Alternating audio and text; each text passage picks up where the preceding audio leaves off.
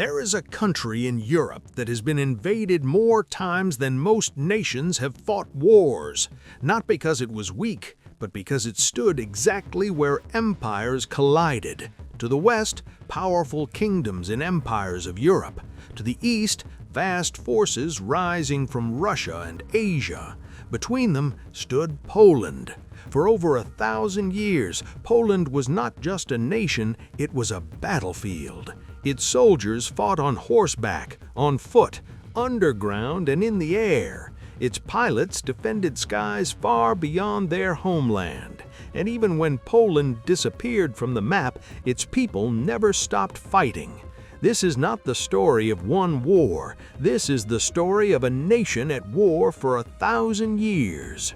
In today's video, we will walk through the major wars Poland faced, from medieval battles to imperial invasions, to the wars that reshaped the modern world. Not in extreme detail, but enough to understand why Poland's history is written in blood, resistance, and survival. Polish-Teutonic conflicts, 13th to 15th century. Poland in the Middle Ages was a kingdom under constant threat. Its location made it a target for ambitious powers in Central and Eastern Europe. The Teutonic Knights, a militarized religious order, had established a stronghold along the Baltic coast and aimed to expand their influence into Polish territories. Poland often had to rely on alliances, particularly with the Grand Duchy of Lithuania, to face the Teutonic threat. These decades saw repeated raids, sieges, and small-scale skirmishes. Villages were burned, fortresses were attacked, and the Polish people learned to endure hardship while defending their homeland. The Battle of Grunwald in 1410 became a defining moment. Over 20,000 soldiers clashed in an epic struggle. Polish heavy cavalry, Lithuanian allies, and infantry coordinated in complex tactical formations. Polish commanders used clever maneuvers, including feigned retreats and flanking attacks, to break the enemy lines. The Teutonic Knights, despite their training and discipline, were decisively defeated. This victory did more than win a battle. It shifted regional power. Poland emerged stronger politically and militarily, gaining respect among neighboring states.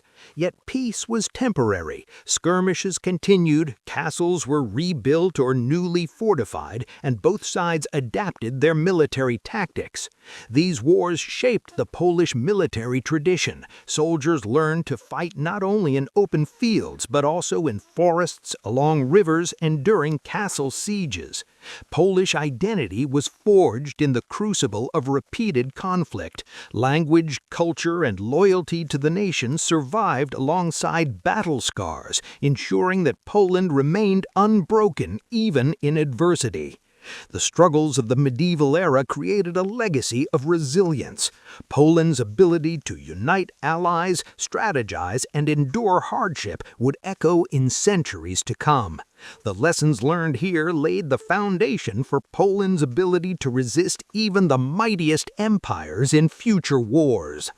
By 1655, the Polish-Lithuanian Commonwealth, stretching from the Baltic Sea to the Black Sea, stood as one of Europe's largest and wealthiest states, yet it was internally fragile.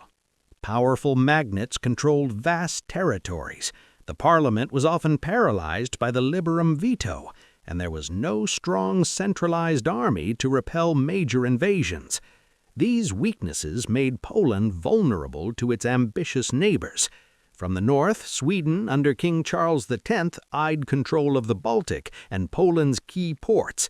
From the east, Russia sought to expand into Polish-held lands, and from the south, the Ottoman Empire exerted pressure on border regions, destabilizing the nation even further.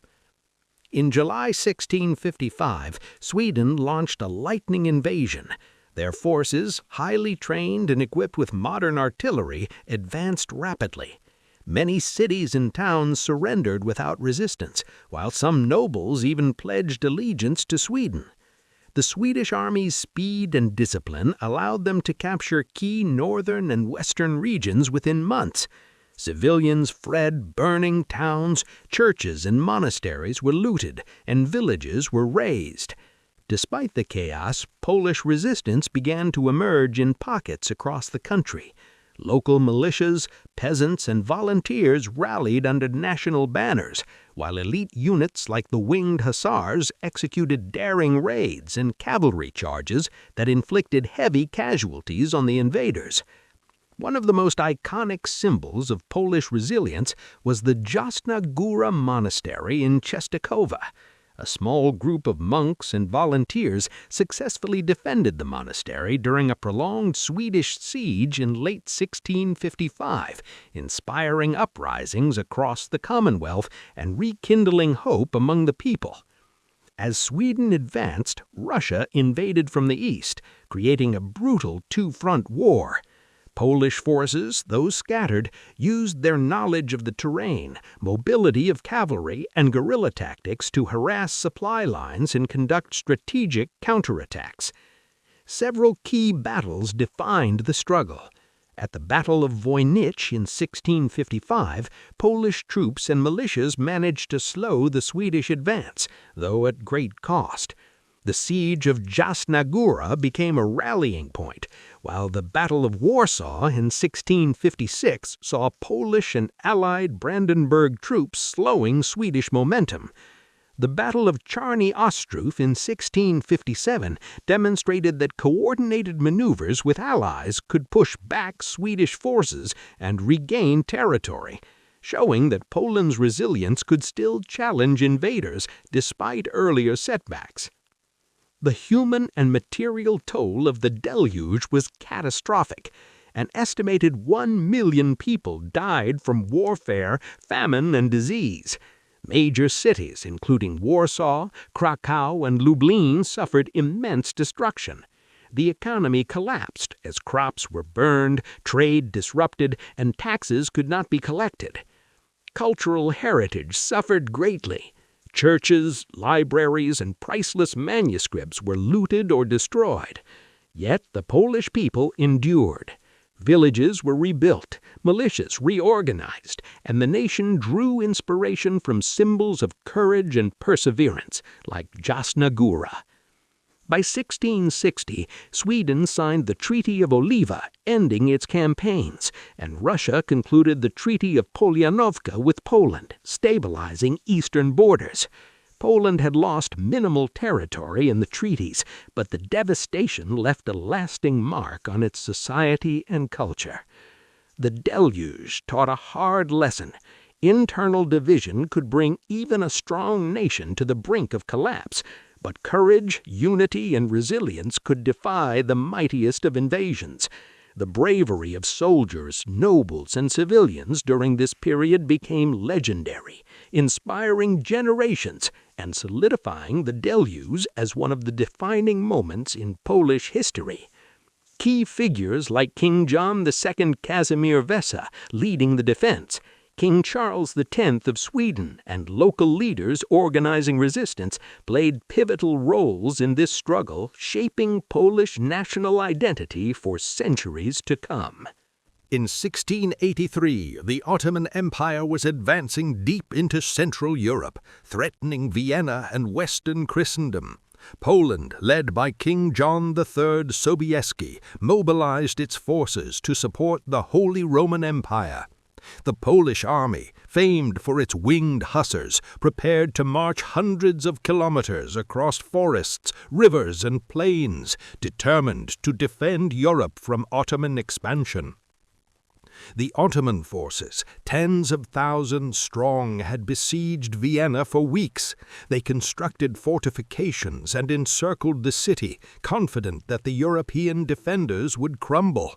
Civilians in Vienna lived in constant fear, while Polish scouts surveyed the enemy, analyzing positions and preparing strategies. King Sobieski's army covered vast distances to reach Vienna, joining forces with Holy Roman Empire and German troops.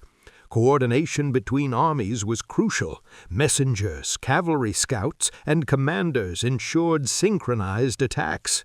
Despite exhaustion from the long march, Polish soldiers maintained discipline and morale, knowing the fate of Europe rested on their shoulders. On September 12, 1683, the battle erupted. The Ottoman army's positions were strong, but the Polish and Allied forces launched coordinated attacks. Cavalry charges, artillery bombardments, and infantry clashes filled the plains around Vienna with smoke, dust, and chaos. The winged hussars, charging with unmatched ferocity, broke through enemy lines, turning the tide of battle. The decisive cavalry charge by the Polish forces shattered the Ottoman center, forcing retreat. Vienna was saved, and the Ottoman advance into Europe was halted for decades. King Sobieski's leadership and the bravery of Polish soldiers became legendary across Europe, cementing their reputation as defenders of Christendom. The Battle of Vienna marked a turning point in European history. Poland's participation showcased the skill, courage, and determination of its army, especially the winged hussars. The victory inspired future generations, emphasizing unity, leadership, and the defense of Europe against foreign invasion. It remains one of the most celebrated military achievements in Polish history. By 1794, Poland was in crisis after the First and Second Partitions, losing vast territories to Russia, Prussia, and Austria. The Polish people, nobility and peasants alike, were desperate to defend their nation and reclaim independence. Tadeusz Kościuszko, a hero of the American Revolutionary War, returned to Poland to lead the resistance, inspiring hope among soldiers and civilians alike. In March 1794, Kościuszko declared the uprising in Krakow, calling for national unity. He emphasized that all Poles, nobles and peasants alike, must fight for freedom. Local militias formed rapidly, volunteers joined in large numbers, and the Polish army prepared to face the vastly superior Russian and Prussian forces. The uprising's first major engagement was at WWII, where Kościuszko's forces confronted Russian troops. Using innovative tactics, including peasant scythe-wielding infantry, they achieved a symbolic victory. Though small in numbers, the battle proved that determination, strategy, and morale could overcome superior enemy forces. The uprising spread across Poland, with cities and towns joining the rebellion. Kościuszko sought to organize defenses, train volunteers, and maintain supply lines amid ongoing attacks from Russian and Prussian forces. Despite courage and determination, the uprising ultimately failed. The decisive battles at Maciejowice and other fronts led to Kościuszko's capture by Russian forces.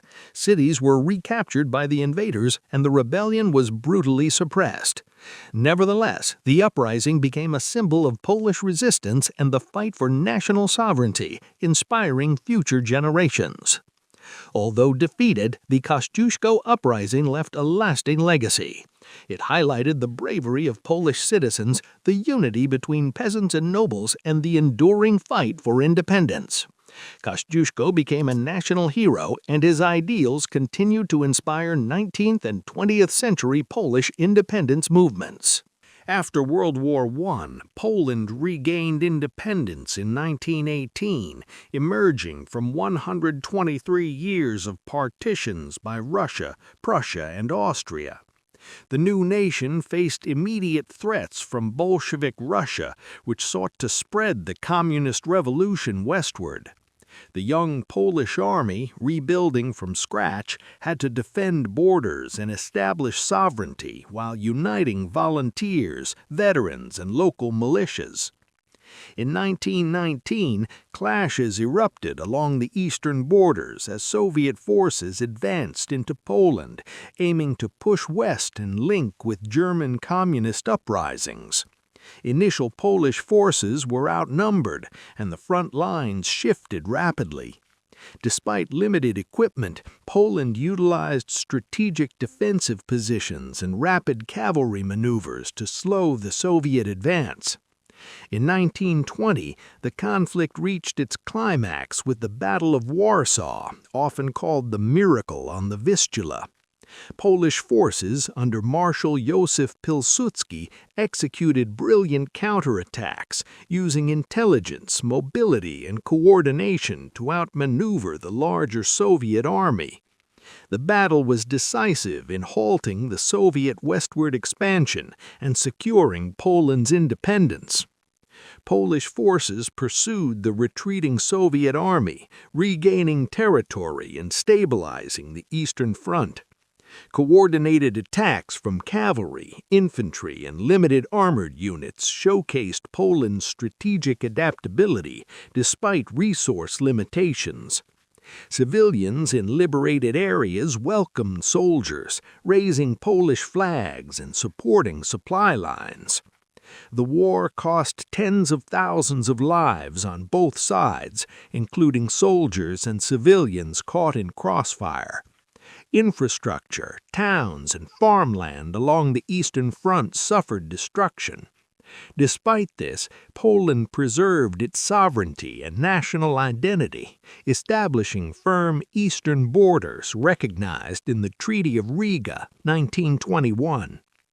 The Polish-Soviet War solidified Poland's independence and became a symbol of resilience and strategic brilliance. Marshal Pilsudski's leadership and the bravery of Polish soldiers inspired future generations. This victory preserved Poland as a buffer between Western Europe and Soviet expansion, marking a crucial chapter in European history. In 1939, Poland stood between two aggressive powers, Nazi Germany to the west and Soviet Russia to the east. The Molotov-Ribbentrop Pact secretly divided Poland between these two giants. Despite modernizing its army, Poland was outnumbered and outgunned, yet the nation prepared to defend its sovereignty at all costs. On September 1, 1939, German forces invaded Poland using blitzkrieg tactics, tanks, aircraft, and fast-moving infantry. Polish cities, towns, and countryside became battlefields almost instantly. The Luftwaffe bombed urban centers, while ground troops overwhelmed poorly equipped Polish defenses, forcing rapid retreats. On September 17, 1939, the Soviet Union invaded eastern Poland, creating a two-front war. Polish forces were now surrounded and faced overwhelming numbers. Despite fierce resistance, Poland's military strategy could not hold against simultaneous German and Soviet attacks. In August 1944, the Warsaw Uprising began, led by the Home Army, to liberate the city from German occupation. For 63 days, fighters battled in urban ruins, facing heavy artillery, tanks, and air bombardment. Civilians endured immense suffering, but Polish courage and determination became legendary. The uprising was ultimately crushed, and Warsaw was devastated, but Poland's spirit endured. The bravery of soldiers and civilians during WWII became symbolic of national resilience. Poland's role in WWII, from frontline battles to underground resistance, remains a defining chapter in its history, inspiring generations long after the war ended.